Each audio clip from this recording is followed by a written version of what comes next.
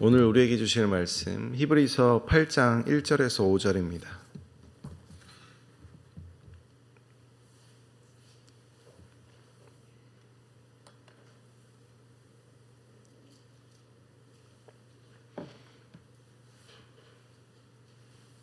히브리서 8장 1절에서 5절을 교독하시겠습니다. 지금 우리가 하는 말의 요점은 이러한 대제사장이 우리에게 있다는 것이라. 그는 하늘에서 지극히 크신 이의 보좌 우편에 앉으셨으니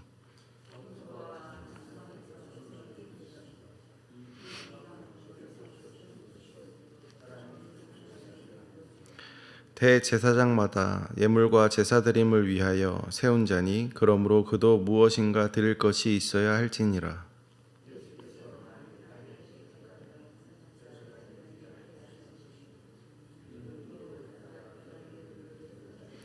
함께 있습니다. 그들이 섬기는 것은 하늘에 있는 것의 모형과 그림자라. 모세가 장막을 지으려 할 때에 지시하심을 얻음과 같으니 이르시되 삼가 모든 것을 산에서 내게 보이던 본을 따라 지으라 하셨느니라. 아멘.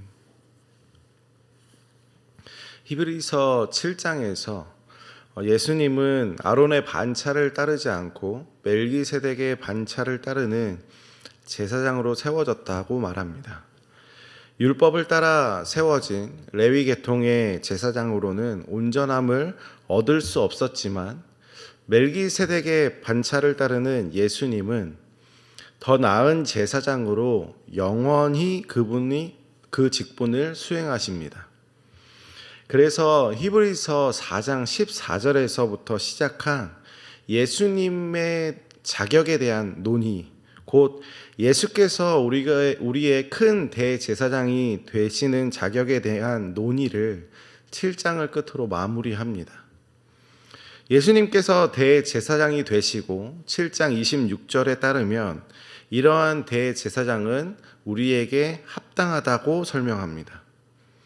그는 거룩하고 악이 없고 더러움이 없고 죄인에게서 떠나 계시고 하늘보다 높이 되신 분이십니다. 하나님은 그러한 예수를 온전하게 되신 아들로서 대제사장으로 세우셨습니다. 7장까지는 예수님의 대제사장으로서의 자격을 살펴봤다면 8장부터는 그분의 직무, 곧 예수님의 제사장 사역에 대해서 설명하는 것으로 화제가 넘어갑니다. 예수님께서는 대제사장으로서 어떠한 사역을 하셨는지 설명하기 위해 오늘 본문은 그 화제를 자연스럽게 전환하고 있습니다. 8장 1절은 이렇게 시작합니다. 지금 우리가 하는 말의 요점은 이러한 대제사장이 우리에게 있다는 것이라. 여기서 요점이라고 사용된 단어 케팔라이오는 신약에 딱 2번 사용되었습니다. 사도행전 22장 28절에서 천부장이 바울에게 자신이 가진 시민권을 설명할 때 나는 돈을 많이 들여서 시민권을 얻었다라고 설명합니다. 여기서 돈을 들이다, 곧 돈의 합계를 의미하는 단어가 케팔라이온입니다. 케팔라이온을 히브리어로 대체하게 되면은 로쉬라고 하는 단어인데 근원, 머리, 봉우리, 꼭대기라는 뜻입니다. 그러니까 인간에게 이 단어가 사용되면 머리라고 하는 뜻이 되고 어떤 사건에 쓰이게 되면 사건의 시작이 되는 부분 혹은 사건의 끝이 되는 부분을 의미합니다. 그래서 어떤 대표적이거나 핵심적인 부분을 사용할 때 로쉬라고 하는 단어를 사용합니다. 그리고 어떤 대표적인 의미를 띠기 때문에 총합이라고 하는 의미도 가지고 있습니다. 그래서 사도행전에서는 돈의 총합을 의미하는 돈의 합계라고 하는 의미로 사용되었습니다. 사도행전과는 쓰임이 다르게 오늘 본문은 이제 요점이라고 사용되는데 성경 이제 헬라어 성경이 아닌 다른 곳에서 헬라어로 쓰임새를 보게 되면 이 요점이라고 많이 사용되는데 내가 지금 하고자 하는 말의 머리 부분, 꼭대기 부분, 그러니까 다시 말해서 요약과 핵심과 요점이라는 의미로 사용됩니다. 내가 지금 말하고자 하고 있는 그 머리 부분은 무엇이냐? 결국 내가 말하고자 하는 꼭대기 부분은 무엇이냐라고 설명하는 거죠. 그래서 히브리서 기자가 말하고 싶은 핵심은 우리에게 합당한 예수 그리스도는 대제사장으로서 우리에게 이미 있다라고 1절에서 설명합니다. 1절에 이러한 대제사장이 우리에게 있다는 것이다 라고 말하죠. 우리에게 있다. 헬라어로 직역하면 우리가 가지고 있다라고 하는 뜻입니다. 히브리서 기자가 말하고자 하는 핵심은 우리에게 복음이 됩니다. 우리는 이미 가지고 있습니다. 우리에게 이미 주어졌고 우리와 이미 함께합니다.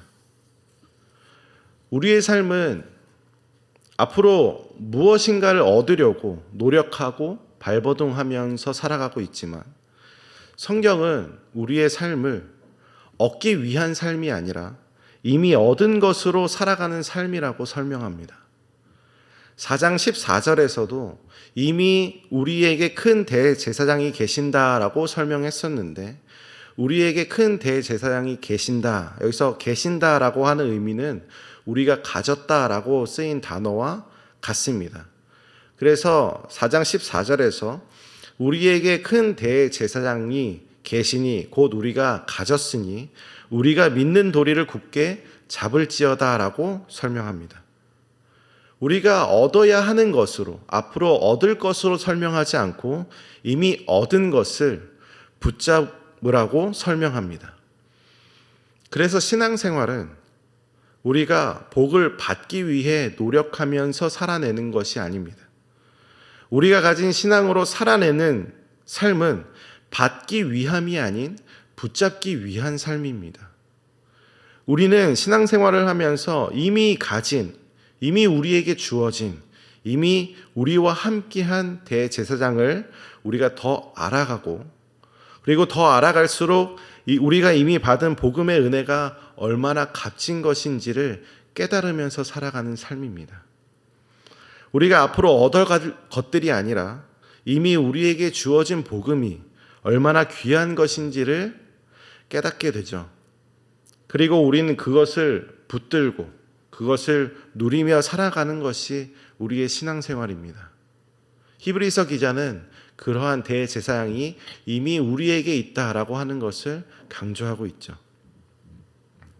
1절에서 우리가 이미 가진 대제사장의 모습을 말씀하고 있는데 그는 하늘에서 지극히 크신 이의 보좌 우편에 앉으셨다라고 말합니다. 구약의 제사장들은 성막에 의자가 없었고 또한 성막에 앉으라라고 하는 성경 구절을 찾아볼 수가 없습니다. 그러니까 지상의 제사장의 사역은 완성되지 않을 뿐만 아니라 그들의 제사는 충분하지 않았기에 계속해서 제사를 드릴 수밖에 없었고 제사장이 행하는 그 속죄 사역은 실제적이지 않고 다만 장차 올 더 좋은 것을 가리켜 보이고 있을 뿐입니다. 그러나 예수님은 자신의 사역을 마쳤기 때문에 대제사장으로서 그분의 속죄는 실제적으로 우리의 모든 죄를 영원히 사하십니다. 그리스도 예수는 하늘의 성소에 들어가셔서 단번에 제사를 드리심으로 모든 것을 완성하셨고 모든 사역이 완료되었습니다. 그 완료를 의미하기에 예수님은 앉으시고 하나님 우편에 앉아 계시는 것이죠. 또한 2절에서 그분은 성소와 참 장막을 섬기시는 분으로 설명됩니다. 여기서 참 장막은 거짓 장막에 반대되는 개념이 아닙니다. 임시 장막, 상징적인 장막의 반대 개념으로 우리가 생각해야 됩니다. 그러니까 구약에 이미 주어진 그 장막, 그들에게 참 장막의 그림자로서 앞으로 그들에게 이루실 완전한 장막을 예표하는 것으로 구약의 장막이 주어졌죠. 구약의 장막은 거짓 장막이 아니라 그림자, 모형이죠.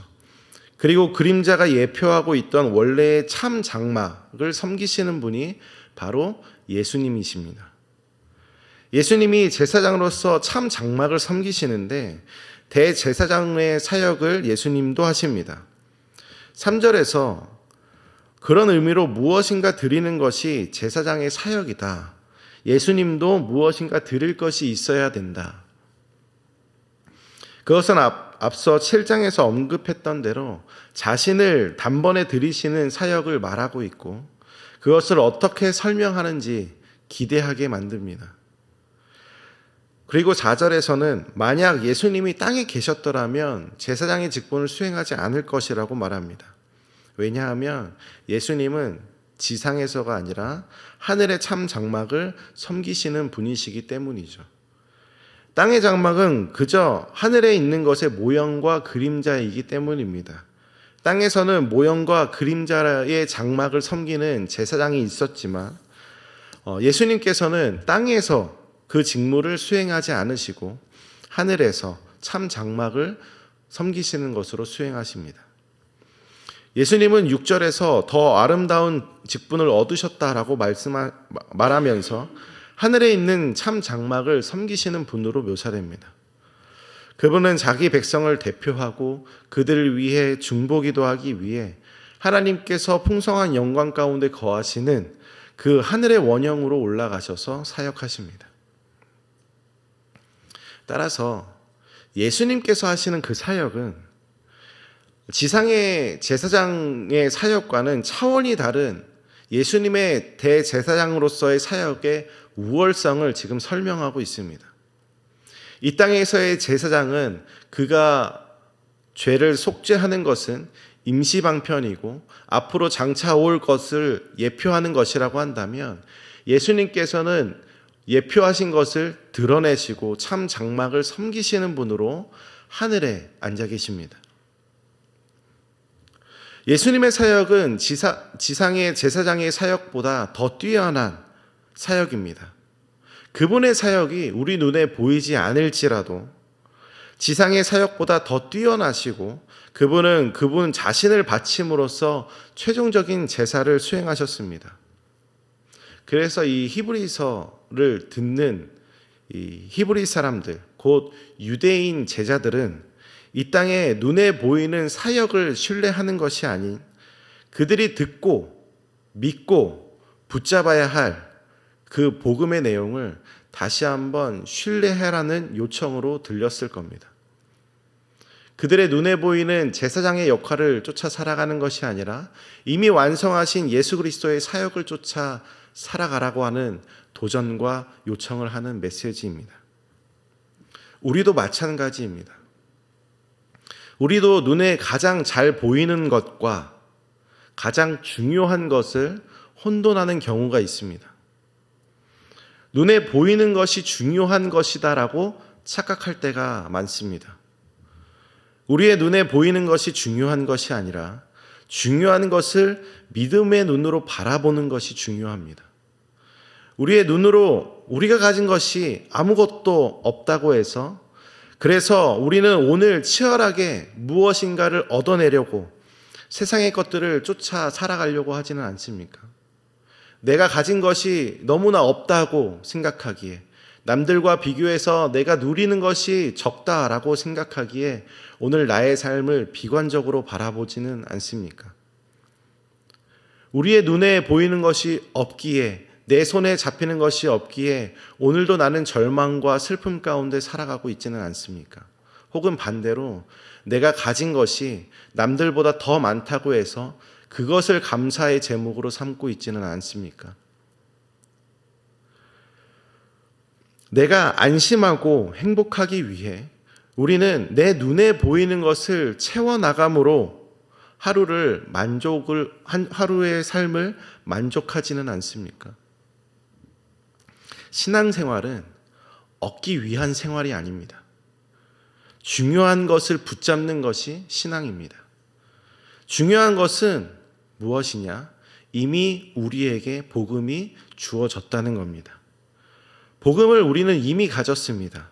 참된 것, 하늘의 것, 거룩한 것을 우리는 이미 가졌습니다. 이 땅의 좋은 것들을 우리 눈에 보이게 하시는 것은 그것들을 얻게 하기 위해서 노력해라 라고 가르치는 것이 아니라 그것들 너머에 있는 참된 것을 바라보게 하시는 것을 위함임을 깨닫길 바랍니다.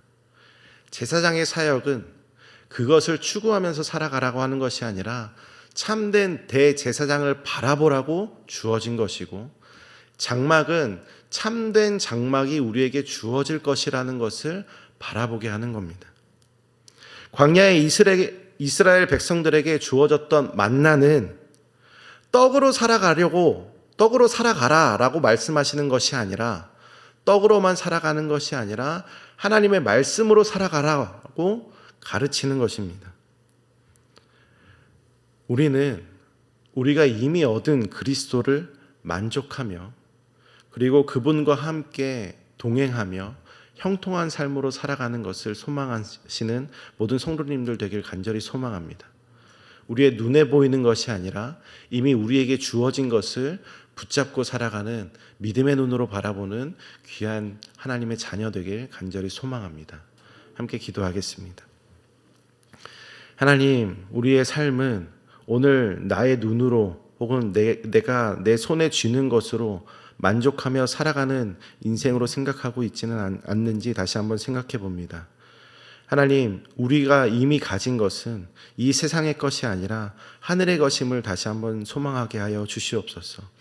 우리가 이미 가진 것은 이 땅의 것이 아니라 이 땅을 주관하시고 통치하시는 예수 그리스도가 우리와 이미 함께함을 다시 한번 소망하게 하여 주시옵소서. 우리에게 눈에 보이는 것을 얻으며 쫓아가는 삶이 아니라 이미 얻은 것을 붙잡고 살아가는 믿음의 자녀로 살아갈 수 있는 굳건한 믿음을 허락하여 주시옵소서. 우리의 기도 제목이 앞으로 얻을 것을 소망하는 것이 아니라 이미 얻은 것을 감사하면서 또한 우리에게 누리게 하시는 그 하나님의 은혜를 기대함으로 나아가는 기도 제목이 될 수 있도록 주님, 우리의 고백을 변화시켜 주시옵소서. 감사드리며 예수님의 이름으로 기도합니다. 아멘.